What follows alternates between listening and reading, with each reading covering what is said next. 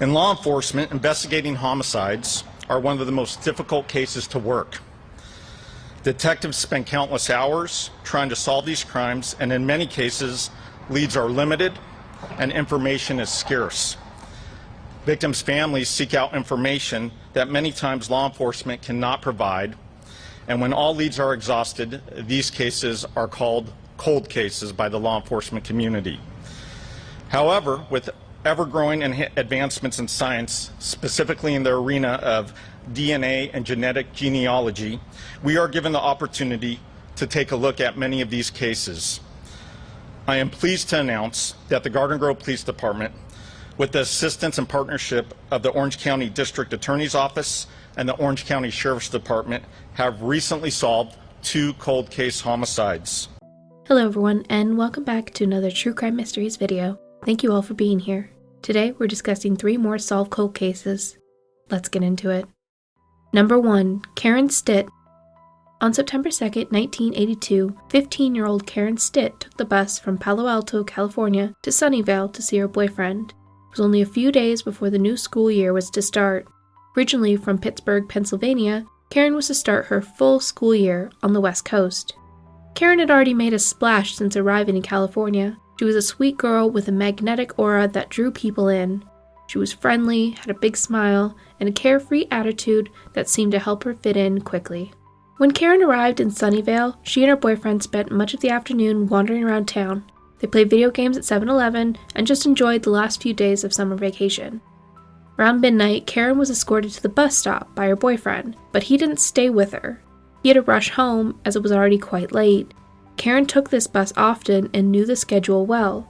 The number 22 bus back to Palo Alto would only be a few minutes, and she would get back to her dad's house in no time.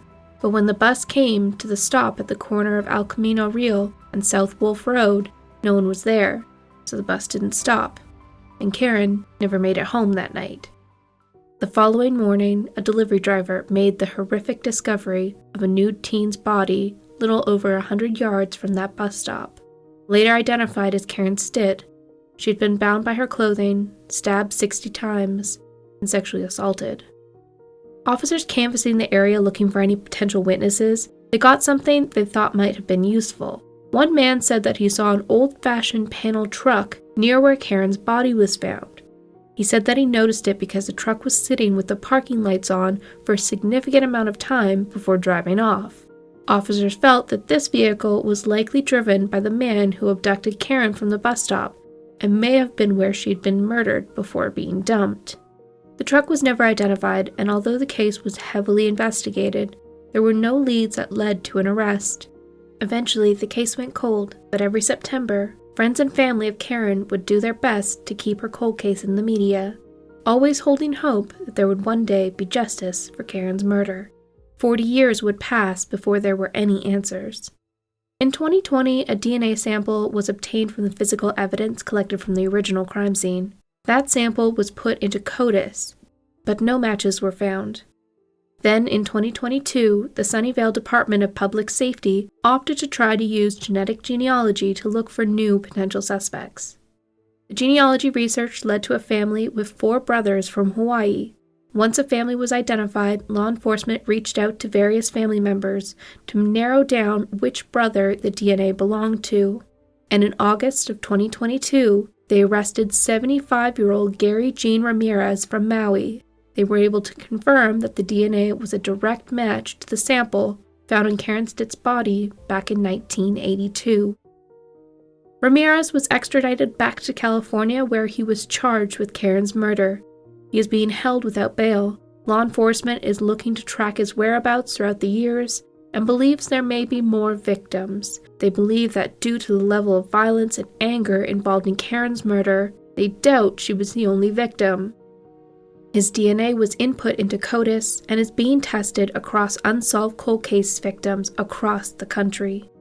Ramirez's next court date is unknown, but if convicted, he faces life in prison without the chance of parole. Number 2. Genie Childs. It was on June 13, 1993 in Minneapolis, Minnesota, when Betty Aikman glanced at the TV while working as a hospice care aide. The channel was on the local news, and was detailing the grisly discovery of a woman murdered. Betty's blood ran cold when she recognized the building. It was where her 35-year-old daughter, Genie Childs, lived. She immediately felt a feeling no mother should ever have to feel, a deep dread that consumed her. She tried to contact her daughter, but no one picked up. She had been the one to contact the coroner, and later had to identify her daughter's body. Law enforcement described the crime scene as horrific. Genie had been stabbed over 65 times, and many of the injuries were caused post-mortem. Evidence collected at the scene was foreign fluid found on a comforter, as well as a bathroom towel, bloody footprints, and the killer had injured himself in the process and left blood evidence behind. The initial suspect list had been vast and had included Genie's boyfriend, but DNA evidence had eliminated him. Genie had been a sex worker and had often worked from her apartment, as she felt it was safer than meeting clients at unknown locations. Her neighbors had given several witness statements for different men they had seen Genie with, but detectives had a hard time locating those men. Genie's Rolodex included phone numbers for certain clients, but they quickly discovered that many of them had fake names attached to them. Genie's case eventually went cold, but her mother vowed never to stop seeking justice for her daughter's murder. In 2018, the case was reopened with the hope of using genetic genealogy to locate her killer. However, they had been delighted to discover that a lengthy genealogical investigation would be unnecessary because a person matching the DNA they were looking for had uploaded their DNA to a private DNA company and online genealogy website themselves. This would have likely have been a company like Ancestry.com or 23andMe. A great stroke of luck had given detectives the best lead they'd had in nearly 3 decades. The man, Jerry Westrom of Asante, Minnesota, was the new lead suspect in Genie Childs' murder. Westrom would have been in his mid-20s in 1993. Records showed he also resided in Minneapolis from 91 to 93. He didn't have a violent criminal history, just speeding tickets and multiple driving under the influence convictions. And in 2016, he'd been caught attempting to solicit a prostitute. He'd been a well-respected businessman who was married with 2 children who were now adults, and he volunteered with several junior sports organizations. Those who knew him had no idea he'd been capable of such violence. They decided to put surveillance on Westrom in 2019 and followed him to a hockey rink. There they watched as Westrom ordered a hot dog from the concession stand and later wiped his mouth with a napkin before discarding it. Officers had been able to collect the napkin, which they were later used to positively match Westrom's DNA to the foreign sample found in Childs' apartment in 93. They later picked him up and had this interrogation. Jerry? Yes. Jerry, I'm Chris Caracostas, from Minneapolis Police Department. This is Chris Smokers, FBI. Probably wondering what all this is about, I assume, or do you have any idea? I have no idea. Well, let's see if we can clear it up. You know, a lot of times, Jerry, believe it or not, I've had a lot of cases down here, and people come down and they're able to say, hey, you know, this is a situation, whatever, okay? Westrom denied living in Minneapolis, knowing Genie, having ever been to the apartment she was killed in, and offered no explanation as to why his DNA had been found all over the crime scene. He was arrested in February 2019, but was released on bail until further court proceedings. In August 2022, his trial began. The key evidence presented to the jury was the numerous places his DNA was found in the apartment, as well as a very distinct bare footprint that had been found next to the victim's body. Expert testimony detailed the footprints can be as detailed as fingerprints. Each is unique to the person. The jury deliberated for less than 2 hours before declaring a unanimous guilty verdict. Westrom, now 56, was sentenced to life in prison for the 1993 murder of Genie Childs. Her mother and niece both read victim impact statements at the sentencing hearing. I talked to Genie the weekend that she was murdered. She had called me on a Friday and said she had an abscessed tooth and what could she do? I wanted to go there and get her and bring her home. She said, don't worry, I'll be okay. And I told her to go to the clinic and get some medication for pain. I talked to her Saturday. She was still alone. And, excuse me.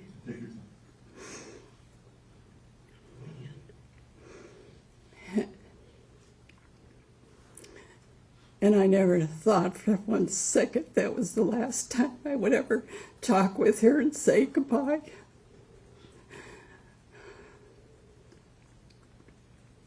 I've waited so many years to have this end, and it's put my life through so much hell. And I just really feel I'll never forget and love her the way I always did. And I feel bad for my family and other families that are going to have to go through all of the process now of suffering over this. Something that should have never happened. On June 13th, 1993, my parents sat me down and had to tell me something that changed my life forever. They had to flip my world right on its head.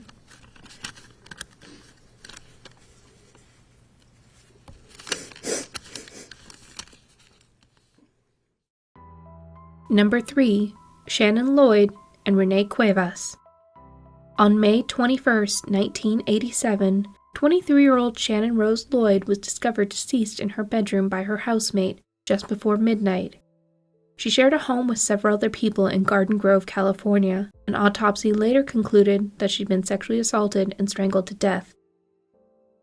Shannon had been described as athletic, she loved horses and riding, she was funny and had an adventurous spirit. Her older brother said of his sister's murder, she was tough.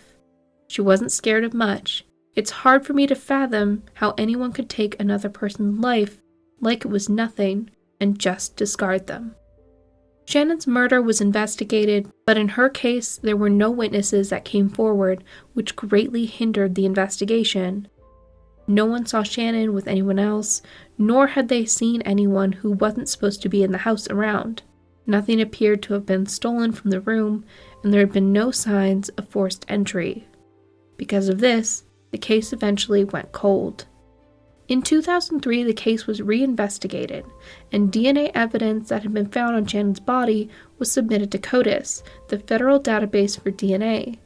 When uploaded, it got a hit, but not to a suspect, but rather another cold case that had occurred 21 months after Shannon's murder. On February 19, 1989, in Orange County, California, the victim, 27-year-old Renee Cuevas. Her body had been found along Lambert Road near the El Toro Marine Base in the early morning hours. Her cause of death had also been strangulation, and she had also been sexually assaulted. Little information has been released by law enforcement about Renee's case. Despite connecting the two victims, it did little to point cold case detectives towards a suspect. Neither of the women seemed to know each other, and there wasn't a link connecting the two that would help them find who had killed them. In 2021, the Orange County Investigative Genetic Genealogy Team decided to look further into the DNA and opted to try and locate him via genetic genealogy. They discovered a possible suspect, a man from Las Vegas named Reuben Smith. Smith had been known to live in the Orange County area in the 80s, and he'd been arrested in '98 for sexual assault and the attempted murder of a woman in Las Vegas. The woman detailed a horrific account of fighting off Smith with her life and eventually being able to get away from him and get to safety. The woman, who wishes to remain anonymous, said of the encounter, "It was horrible, the things that he did and the things that he said. He told me he was going to kill me. I knew if I didn't fight, I was going to die." Because of the '98 arrests, Smith had been required to submit DNA to the state, but for some reason, perhaps because there had never been a formal conviction, this DNA had never been uploaded to CODIS as it should have been. Instead, it sat in a Las Vegas evidence locker. Smith had been released while awaiting trial, and before there could be justice, Smith killed himself. In 2022, the DNA was formally matched to Reuben Smith, and it confirmed he had 2 victims and 1 attempted victim. Law enforcement agencies are working together to determine if there are any additional cases that link to Ruben, as well as cold cases in Michigan, where he is originally from. Detectives are asking anyone who knew Ruben Smith who can help narrow the locations he lived in. Well, that is it for this video. As always, thank you so much for watching. If you like this content and what I do over here, please don't forget to subscribe and hit the bell notification so you don't miss my next upload. As well, if you could give this video a like if you enjoyed the content, that would be much appreciated, as it is the easiest way to help the channel grow. We also have channel membership as well as Patreon if you want to get more behind the scenes content, as well as exclusive content, or just to support the channel. In the description box of this video, you will also find links to all my socials to connect with me, as well as other goodies. But that is it for me. Thank you so much for being here. I will see you on the next one. Bye for now.